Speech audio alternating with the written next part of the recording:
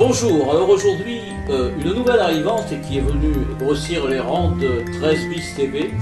Il s'agit de Francine Jacquet, qui est née à Marseille il y a un peu plus de 80 ans. Et Francine, votre habitude, c'est de raconter une vie riche. Voilà, je raconte ma vie parce que je me suis rendu compte que plus on s'éloigne de sa jeunesse et de son enfance, plus on s'en rapproche. On s'en éloigne par le temps et on s'en rapproche par le cœur et par la tête. Ce qui est une belle philosophie, Oui, oui. Et on vous retrouvera régulièrement sur nos antennes. Et je recommande à chacun de garder au fond de soi cette part d'enfance, cette part de jeunesse qui nous permet de rester vivants plus longtemps. Et bien voilà qui est dit. À vous Francine. Alors je suis née à Marseille dans la banlieue est, c'est-à-dire sur la route qui va au Bagne, à la route de Marcel Pagnol. D'ailleurs on s'inspire toujours de Marcel Pagnol quand on écrit en Provence. Et j'ai fait mes études au lycée Montgrand de Marseille, qui existe encore, mais l'atmosphère n'est plus la même. Hein. Moi c'était un lycée de jeunes filles et maintenant c'est un lycée mixte où tout le monde est assis devant la porte avec la cigarette. Ça se passait pas comme ça de mon temps.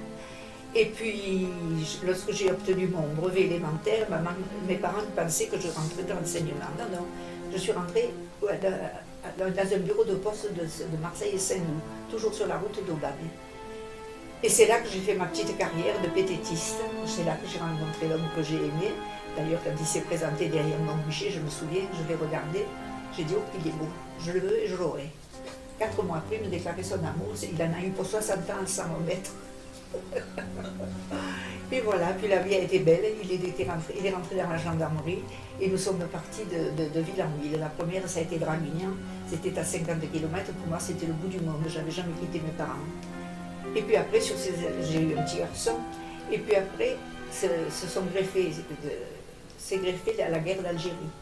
Et mon mari est parti en Algérie, donc dans le Constantinois, où je l'ai rejoint en 57, c'est-à-dire que j'ai quitté Marseille en 1957 pour aller en Algérie. On a fait le temps qu'il a fallu, j'ai pris un deuxième garçon. Et puis, nous avons été affectés à ce moment-là à Brignoles, après l'Algérie à Brignoles. Et Brignoles, mon mari était ange de la route, comme on dit, il était motard. Et puis la bougeotte nous a pris, on avait dit cette Algérie, ça nous a plu ça. Si on pouvait aller quelque part, et mon mari lâche comme tous les hommes, on dit tu le dis à ta mère, tu le dis à la mienne, et ça passera mieux, moi je ne dis rien du tout. Et il commençait à faire les papiers pendant ce temps, hein. Il a commencé à faire les papiers. Donc c'est ce que je fais, je dis à maman, je dis à ma belle-mère, nous allions partir, ça a été un drame. Moi je suis fille unique, mon père c'était le bout du monde, et vous allez où, on ne sait pas. Alors on a demandé gentiment les Antilles, Tahiti, on a demandé la Nouvelle-Calédonie. Après, qu'est-ce qu'on avait demandé? Un peu de l'Afrique aussi, pourquoi pas. Et nous étions en train de pique-niquer à Ops, quand on nous a arrêtés sur la route, il y avait eu la réponse, nous étions affectés, devinez où?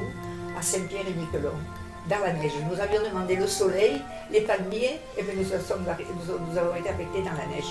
Et Robert m'a demandé, qu'est-ce qu'on fait? Ben, j'ai dit, écoute, plus vite on part, plus vite on revient. Parce que moi, dans tout ça, j'aimais bien partir, mais j'aimais bien retourner quand même. Je n'aurais jamais fini mes jours dans les pays où je me suis plu. Ma France, c'était ma France, ma Provence, n'en parlons pas.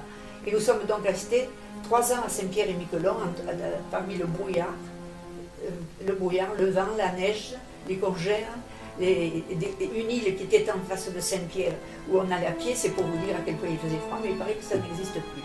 Et lorsque notre séjour à Saint-Pierre a été terminé, on redemande quelque chose. Et là, on reçoit, vous êtes affecté à Tahiti. Ça a été merveilleux. Alors là, Tahiti, ça a été merveilleux. Nous sommes arrivés à Papeete en 65, et Robert est resté là pendant quelques temps, puis affecté comme chef de poste sur une île. C'est une île en face Bora Bora.